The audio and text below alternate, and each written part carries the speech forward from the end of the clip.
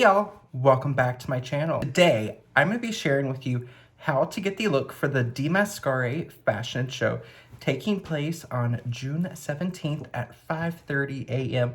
on the Fashion Art Toronto website and Instagram. Thank you to Sean at Demascare as well as our makeup director, Rachel Jones at Be Pretty MUA for allowing me to show you how to create the look for the show. Side note, I have added a lip color just for the sake of the video and having fun, but for the fashion show, you will be wearing a face mask. I left instructions within the video about not taking any of our makeup below the cheek line, just so we don't have to worry about makeup transferring onto the face mask. The kind of shimmery color over my lid, as well as the more mauve blush tone, they will be applied on location. So if at any point you struggle with the makeup look, do what you can to the best of your ability at home, and then the artist on location will be there to help you perfect the look. So, without further ado, let's jump right into the video. To get started with today's look, you can do one of two things. You can either do what I'm going to do and start with a slightly metallic cream eyeshadow or eye primer base. Then you can take any type of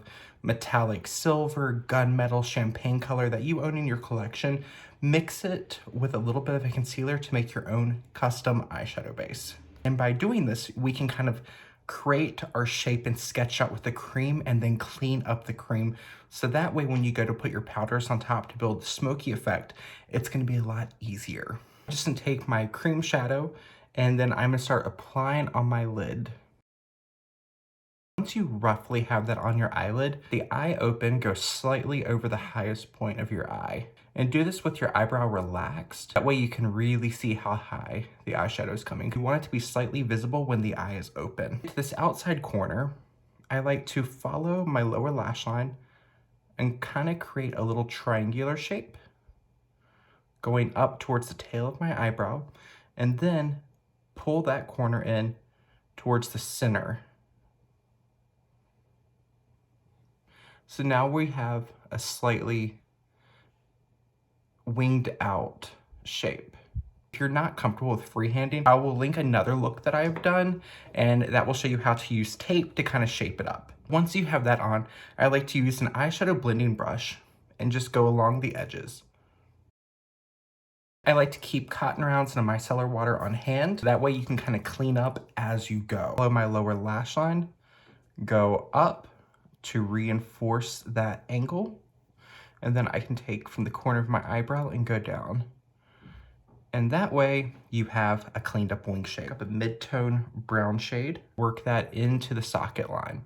Where we were just blending out the cream shadow, you were gonna use your brush, go along the edges, and lightly buff in circular motions and back and forth windshield wiper motions. And as you have less product on your brush, you can bring it towards the inner corner of your eye. I like to start dragging onto my lower lash line. That way, when you go to connect your shape later, it's gonna be a little bit easier. Go ahead and apply a shimmery shade off camera. This step will be done for you on location, as it's gonna be slightly different for everyone. So I went ahead and did my other eye off camera. If you are gonna be wearing a face mask for the show, we don't want too much coverage. So take your favorite foundation and look for something that is, if you don't have one or you've got a few different ones, look for something that's slightly more long wearing. We are gonna work with tiny amounts and build coverage where we need it.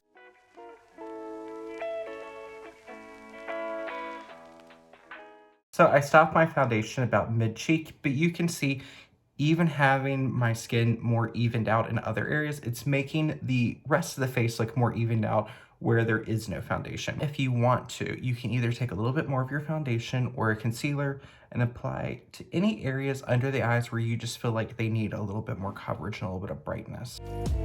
When you're blending your concealer, don't take it all the way up to your lower lash line. So I like to keep a little bit of a space right there because we are gonna go through it in a little bit and smoke out our lower lash line.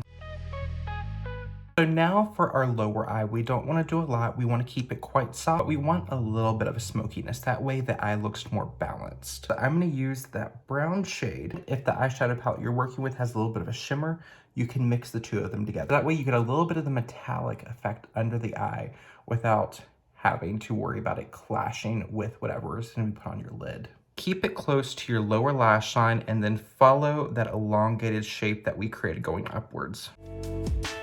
We're slightly smoking under the eye, and then we're doing a little flick out, kind of like an eyeliner shape, which is gonna help to accentuate the shape of the eyes. Just gonna buff over that. Long back and forth motions. You can even do a few small circular motions. You get to this outer corner where the line's flicking up. I like to do larger circular motions and work it into the eyeshadow we applied on the upper eye. That way you're just getting more of that soft smokiness. If you go outside the line a little bit, it's fine. We have not powdered.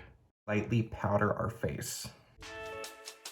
I like to take my fluffy blending brush, pick up a little bit more of that face powder, is go right on the edge of the shadow we just applied and further blend it. The rest of the face, we're gonna keep things pretty simple. Highlight your cheekbones if you want to, so stay high on the cheek. Add a little bit of blush, but make sure we keep our blush above the cheek line where the mask might hit. If you don't have a shade like this, then they will be able to freshen up the cheek color on location, but you just want a nice kind of mauvey plum rose tone. Apply a little bit of a clear brow gel. We are gonna apply generous coats of black mascara to our upper and lower lash line. So for the show, your look is pretty much finished. If you're gonna wear a look like this out, then one of my suggestions is patch up the foundation on the lower half of the face if you applied foundation. And this look goes really well with your kind of classic nude lip. I personally like a little bit more of a pinky nude because the look I have has a little bit more of a silvery tone, and anything too warm, too orangey will kind of clash. So keep the undertone of your shadow in mind when looking for a nude lip.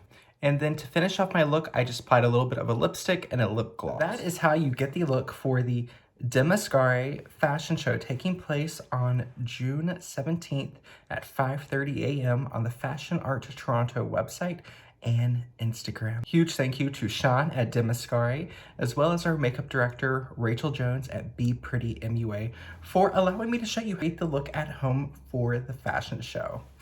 If you are going to be recreating this look at home, feel free to play with different lip colors. I paired it with more of a classic nude, but it goes so well with your deep plums or red. Have fun with it and experiment. Thank you so much for spending your time with me today, and I will see you on the next video. Bye, y'all.